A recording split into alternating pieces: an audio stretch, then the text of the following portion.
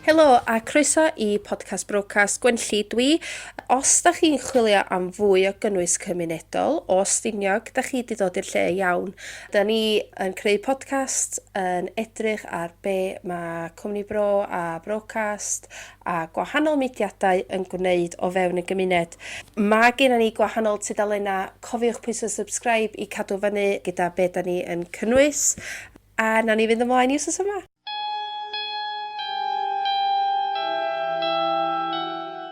Gan fod hi yn Calan Gaea, ro'n i'n meddwl fysa hi'n cyfle i sôn ychydig am cymeriad mwyaf rhyfedd, hudol, fo fi yn gwybod amdan o'r fro. A dyma ydy'r stori arswyd ro'n i'n mynd i ddeitha chi, a dyma pam da ni'n siarad amdano fo yr diwrnod cyn Calan Gaea.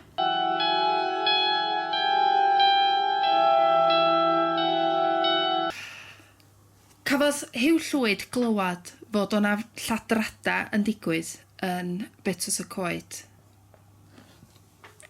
Yr peth rhyfedd oedd yr pobl yn dod yn ôl o Iwerddon gyda eu pwrs yn llawn a cloi y drws ac rywsyd oedd pres yn diflannu pan oedden nhw'n deffro. Wel, oedd Huw Llwyd yn meddwl fod o'na hyd a lledrith yn mynd ymlaen yn fama. Felly, ath o ar ei hunion yna wedi cuddio fatha milwr a mynd i Betws y Coed. Ac gafodd o noson hyfryd, gafodd o fwyd, ddwy chwaer yn tendio iddo fo yn y llety yn Betws y Coed. A wedi dangos faint o bres o gyno fo yn ei bwrs. Mi as fyny i wely gyda canwyll ychwanegol a cloi y drws tu ôl o. Yn gafal yn ei gleddyf, nath o smalio cysgu.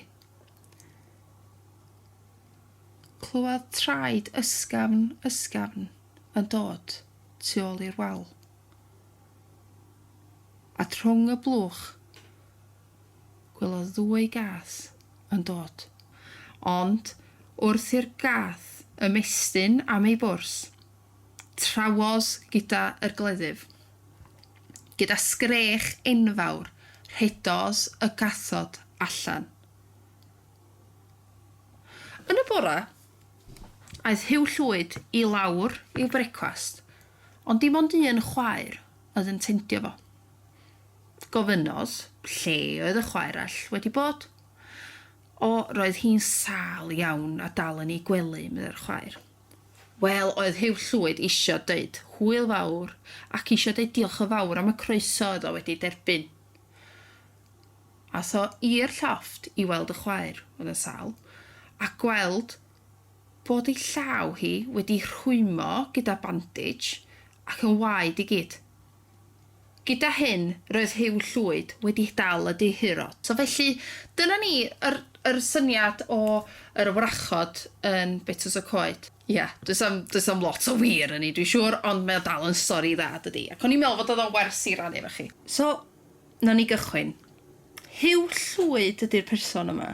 A beth sy'n rhyfedd ydy, da ni dal yn sôn amdano fo bron i 500 mlynedd ers iddo fo bod yn byw. A mae dal yn adnabyddus wan, da ni dal yn adnabod o fel Pulpud Huw Llwyd, yr lle fysa fo'n mynd i bregethu a fysa yr pobl yn dod yna i wrando arno fo a fynta ar ben yr pulpud yma yn gallu cael ei glywed dros sŵn y lli a dros yr throna mawr yma. Mae yna elfen chwedl yn hyn yn bendant a mae'n rhamant iawn, ond mae o yn werth siarad amdan achos mae'n chwedl neu hanes yn bro ni.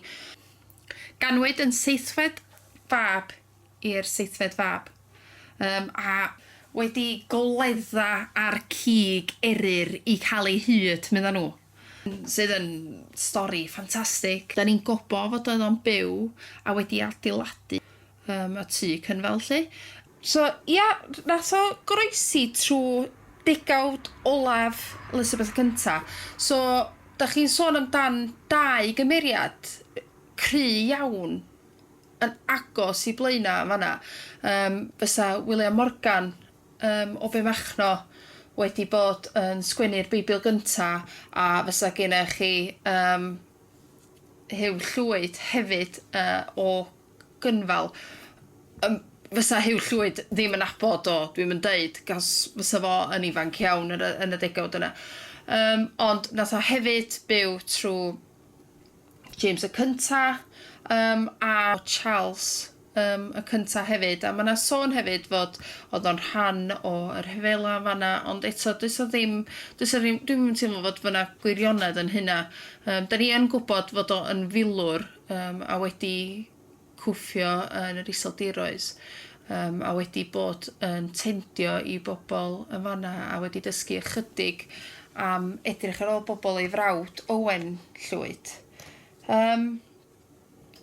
Ond ia, o ran gallu byw trwy oes James y cynta, lle James y cynta oedd o mor ofn fod oedd gwrachod yn dod ac yn mynd I lofruddio fo, a fod oedd o'n hollol paranoid amdan hyn, ond fod oedd y Dewin ma ac yn cael ei alw mwyn I ymgynghori amdano fo, fod oedd o yn gallu byw trwy hyn, mae'n rhyfedd iawn. Dwi'n teimlo fod oedd dyn yn gallu cael ei nabod, fod oedd o yn gallu gwneud hyd tywyll hefyd, yr black magic ma, ond fod oedd merched yn y wrachod ac oedden nhw'n cael ei llosgi. Os da ni'n mynd fewn iddo fo, oedd yr merched mond yn cael ei llosgi cos oedden nhw yn rhy golygus neu rhy hyll, yn rhy llwyddiannus neu yn amhoblogaidd, a fod fysa rhywun yn gallu dio enw rhywun. Ond ia, nawn ni symud ymlaen o fanna, so dydw i'n rantio gormod. Ond ia, os da ni ar y pwnc o wrachod, dyma ydi un o'r straeon mwyaf adnabyddus Huw Llwyd. Be arall oedd yn chwedl, ro'n i'n meddwl oedd yn werth I ddeud, oedd pryd oedd Huw Llwyd I ddweud I perfformio exorcism. Biesa yr ffasiwn bŵar oedd o yn cynhyrchu yn cael i'r enaid ma I gwibio lawr yr afon yn ddu medden nhw, a dyna lle mae'r enw Rhaeadr Ddu wedi dod. Felly dyna ydi tarddiad yr enw yma. Dydy hynna wych fod da ni'n gallu edrych nôl I chwedla ni I gwybod lle mae'r pethau wedi dod o. I adio I faint mor rhyfedd ydi yr stori Huw Llwyd. Does am byd di sôn amdano fo yn marw. Mae yna sôn amdano fo yn ei fywyd, ond dim byd o'i farwolaeth. Felly mae wedi troi ychydig fel chwedl o rhywun sydd dal yn mynd I fod o gwmpas ac yn dal yn fyw, ond mae yna stori hefyd fod yr unig beth fod o wedi gofyn I'w fab I unwaith oedd o'n farw, iddo fo fynd, cael ei llyfrau y dark arts ma ac I llucho nhw I gwylod yr afon Cynfal, a fod nhw dal yn ywan. Felly dyna di'r stori o gyna fi amdan hyd a lledrith I chi yn barod at Calan Gaeaf. Ac yn dod o'n fro ni, a dwi'n meddwl fod o'n bwysig, bod da ni yn gweld fod yr straeon ma yn chwedla pur weithiau, fod ni yn ymfalchio ac yn dal I ddeud nhw.